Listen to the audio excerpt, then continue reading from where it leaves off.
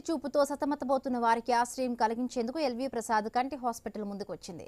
పేదవారికి ఉచితంగా వైద్య చికిత్సలు అందించి కంటి చూపు సమస్య తొలగించనున్నారు మాజీ మంత్రి రఘువీరారెడ్డి, ఆయన కుటుంబ సభ్యులు.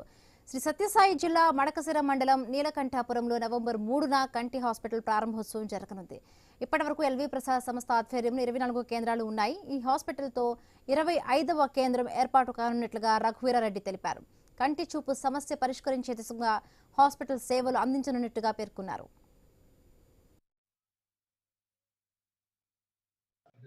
ఎల్వి ప్రసాద్ ఐ ఇన్స్టిట్యూట్ ఆధ్వర్యంలో డాక్టర్ నీలకంఠాపురం శాంత జయరాం కంటి ఆసుపత్రి మొత్తం తయారైంది.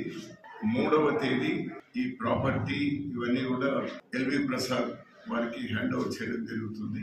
మడకశిర, మధుగిరి, సిరా, పావుగొడ, కళ్యాణదుర్గంతో పాటు అట్లనే పక్కన ఉన్నటువంటి పెనుగొండ, హిందూపూర్ వీళ్ళందరూ కూడా ఈ సౌలభ్యాన్ని తీసుకునే ఆస్కారం ఉంటుంది. అంటే వీళ్ళకి మాత్రమే బయట నుంచి వచ్చిన కూడా వాళ్ళు సేవలు అందిస్తారు. డిసెంబర్ 1వ తేదీ నుంచి ఫుల్ ఫ్లెడ్జ్ ఆపరేషన్ స్టార్ట్ అవుతుంది, సర్జరీ కూడా స్టార్ట్ అవుతుంది నేను చెప్పినాను.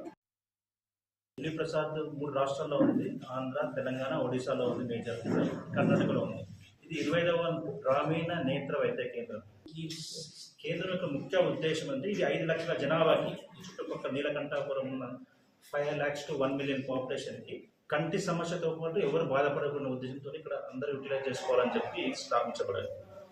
రఘువీరారెడ్డి గారి ఫ్యామిలీ మాకు 2 acres ఆఫ్ ల్యాండ్, సుమారు 14,000 square feet built up area, plus modern medical equipment అంతా కూడా హైదరాబాద్ లో బంజారాహిల్స్ లో ఏ ఎక్విప్మెంట్ ఉందో అదే ఎక్విప్మెంట్ కూడా 1 time గ్రాంట్ గా గిఫ్ట్ గా మాకు ఇస్తున్నారు. మేము దాన్ని డబ్బున్న వాళ్ళ దగ్గర డబ్బు తీసుకుని డబ్బు లేని వారికి అదే సమానమైన నాణ్యమైన ట్రీట్మెంట్